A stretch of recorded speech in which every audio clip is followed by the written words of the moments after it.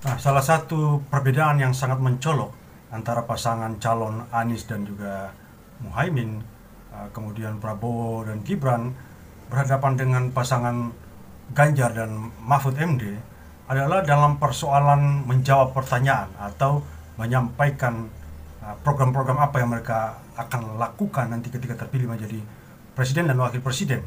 Nah, sering kita lihat dalam video-video jawaban-jawaban Anies dan pasangannya, kemudian Prabowo dan pasangannya, ketika mereka menjawab pertanyaan atau memberikan visi dan misi mereka, mereka selalu berbicara, saya akan begini, saya akan begini, saya akan melakukan ini, dan seterusnya. Nah, sementara kubu atau pihak Ganjar dan Mahfud, mereka selalu berbicara, oh kalau persoalan itu kita pernah melakukan ini dan sukses di Jawa Tengah. Kalau persoalan ini saya pernah melakukan ini dan sukses, kata Pak Mahfud MD. Artinya perbedaan di sini jelas. Kalau kubu Anies dan pasangannya, kemudian Prabowo dan pasangannya menjanjikan A, B, C dan seterusnya, ya, yang dalam janji itu belum tentu bisa dipenuhi.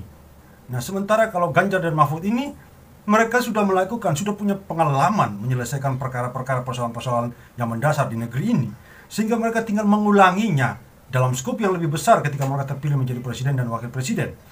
Sehingga sangat gampang bagi mereka untuk menyelesaikan persoalan-persoalan yang ada di negeri ini.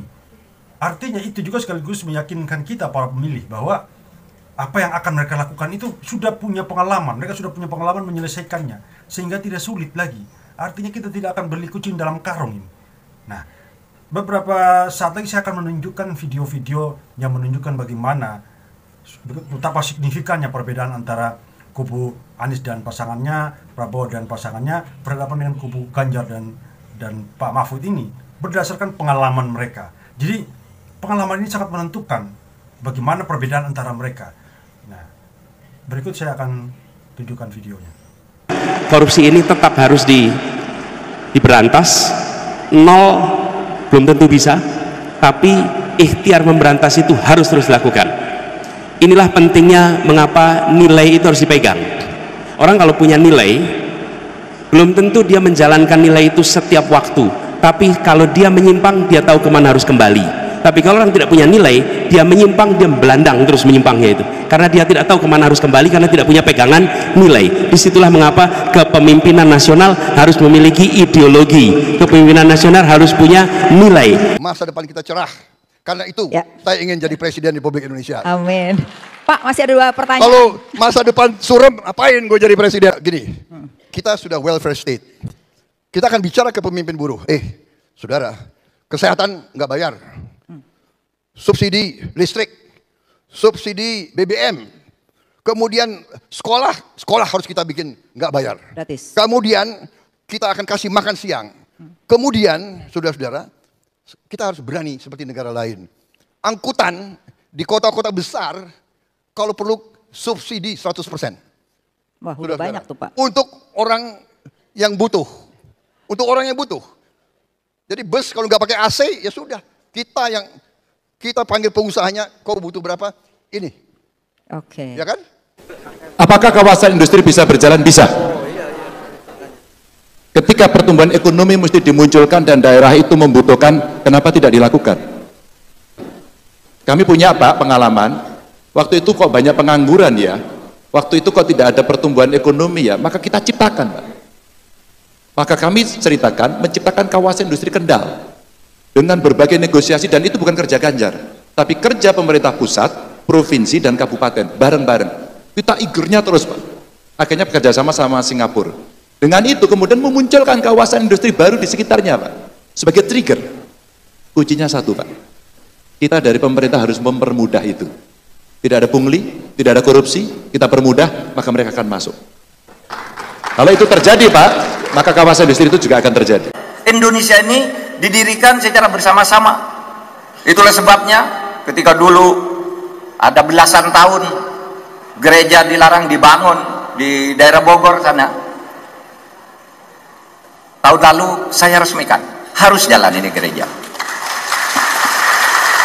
Sudah berganti berapa pemerintah itu, tidak ada yang berani. Saya panggil wali kotanya, yuk buka, biar saya yang backup. Begitu selesai beberapa bulan, selesai juga. Dan akhirnya jalan. akhirnya bisa diresmikan dan tidak ada keributan apa-apa. Nah, dari video-video yang sudah kita saksikan bersama tadi, kita dapat mengambil kesimpulan bahwa jelas perbedaannya ya antara dua kubu yang akan melakukan ini itu kadang-kadang juga tidak realistis, ngomong-ngomong saja, janji-janji manis saja.